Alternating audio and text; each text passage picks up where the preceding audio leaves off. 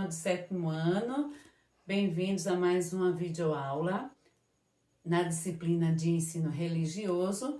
Hoje nós vamos ter como tema da nossa aula mitologia, ou seja, o mito da criação. Nós podemos ver que o mito, eles são narrativas que são passadas de geração a geração, ou seja, histórias que podem estar relacionadas a uma crença, a uma tradição ou a um comportamento. Os mitos, ele tem também por objetivo nos perpetuar a história de um povo ou nos ensinar sobre algo, sobre a moral, sobre o respeito. O mito, ele tem vários objetivos. O mito também ele nos permite, ou seja, permite o acesso do homem ao divino. É através das histórias narradas pelo seu povo que as pessoas chegam ao conhecimento do seu Deus, do ser superior. E aí a mitologia traz consigo a história da criação.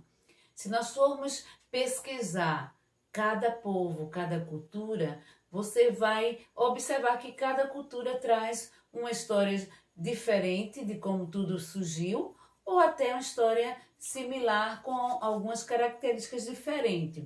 E eu gostaria de trazer para vocês o mito da criação do povo egípcio, ou seja, do Egito, né?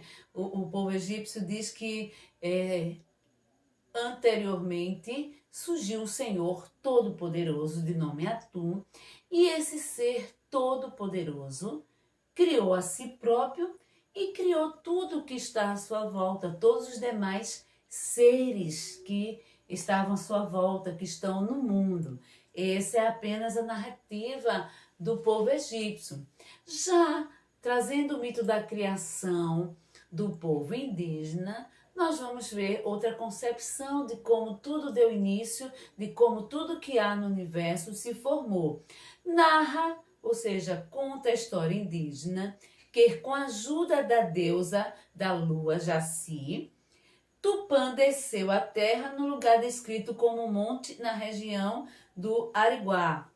E aí, deste local, criou tudo sobre a face da terra, incluindo, né, as florestas, os animais, os oceanos. Então, a partir dessa ajuda dessa deusa, de nome Jaci, foi que tudo se originou, né? Com a ajuda dessa, o deus Tupã cria tudo que está à sua volta.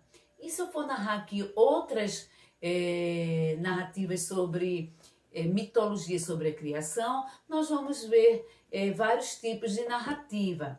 Por exemplo, a narrativa da criação dentro de uma visão bíblica, dentro de uma visão espiritual.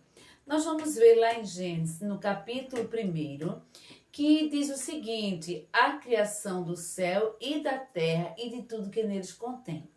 O texto de Gênesis é o primeiro livro da Bíblia, o livro do Velho Testamento, e a palavra Gênesis significa começo. Então veja que tem tudo a ver com o mito da criação.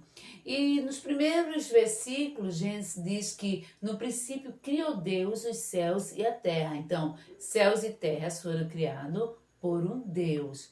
E ele narra também, ele diz que a terra era sem forma e vazia, e havia trevas sobre a face do abismo, e o Espírito de Deus pairava, ou seja, se movia sobre a face da terra. E aí começa o Deus Todo-Poderoso a criar todas as coisas. Em primeiro lugar, ele disse que o quê? E disse Deus: haja luz, e houve luz. E viu Deus que a luz era boa, e fez Deus separação entre a luz e as trevas. E Deus chamou a luz dia e as trevas noite. E disse Deus: haja expansão no meio das águas e haja separação entre as águas. E fez Deus a expansão e fez a separação das águas. E Deus chamou essa expansão céus, e foi a tarde, a manhã e o dia segundo. E disse Deus: ajunte-se as águas debaixo dos céus no lugar e apareça a porção seca.